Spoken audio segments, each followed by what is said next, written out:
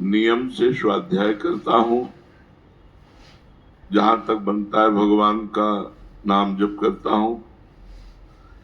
निषिद्ध कर्मों से तन मन वचन से बचने की चेष्टा करता हूं, तो भी बहुत ध्यान से सुनिएगा। ये सब काम की बातें हैं, जीवन में आपकी साधना को बहुत पुष्ट करेंगी। फिर से सुन लीजिए। प्रश्न है, सच्चे हृदय से साधना करता हूं, नियम से स्वाध्याय करता हूं, बाणी पाठ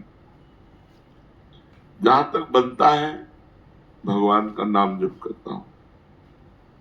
निषिद्ध कर्मों से तन से मन से वचन से बचने की चेष्टा करता हूं, तो भी अभी तक ना कोई स्थिति आई है, ना कोई भागवतिक आनंद है। ध्यान से सुनिएगा। ना कोई स्थिति आई है और ना कोई भागवतिक आनंद है। निराशा ही निराशा है, निराशा ही निराशा है। बड़ा मन व्याकुल हो रहा है, कुछ समझ में नहीं आ रहा। न कोई स्थिति है, अब क्या करूं? उत्तर बहुत सुंदर। ये निराशा आना आश्चर्य की बात नहीं है। साधक के जीवन में बहुत ऐसे अवसर आते हैं जब उसे निराशा घेर लेती है, पर वास्तव में मैं आपको वचन देता हूं कि आप निराश मत होइएगा। बहुत ध्यान से सुना।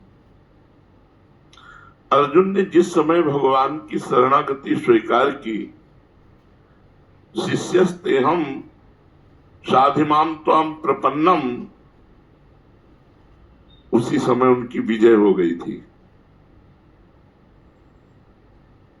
विजय उनकी उसी समय हो गई थी जिस समय उन्होंने भगवान से कहा, शिष्यस्तेहम साधिमाम त्वाम प्रपन्नम, मैं आपका शिष्य हूं और आपका शरणागत हूं। विजय वही हो गई थी। पर उन्हें बड़े बड़े महारथियों से 18 दिन तक युद्ध करना पड़ा, भयंकर। कई बार ऐसा लगा पराजय आ जाएगी। निराशा की घड़ियां आई, दुख की घड़ियां आई, लेकिन ये सब विजय की ही सूचना दे रही थी। ये सब विजय की ही सूचना दे रही थी। इसी प्रकार साधक के जीवन में पुराने स्वभाव के अनुसार वो लड़ते लड़ते थक जाता है, निराश हो जाता है, लड़ते लड़ते थक जाता है, निराशा आ जाती है। ये निराशा और थकान उसकी भगवत प्राप्ति का संकेत है। पकड़ो, ये निराशा और ये थकान उसकी भगवत प्राप्ति का संकेत है। जरा भी मत डरना, ये भगवत प्राप्त महापुरुष कह रहे हैं। सफलता तुम्हारे बिल्कुल सामने है, पर तुम्हें ऐसे नहीं दिखाई दे रही जैसे अमावस्या की पूरी रात्रि हो गई।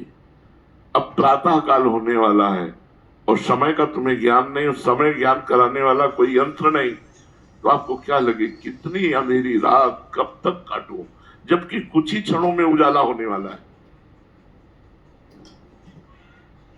अमावस्या की चारों पहर रात्रि कट गई है, सूर्य उदय होने वाला है, अर्थात तुम्हारे समस्त पाप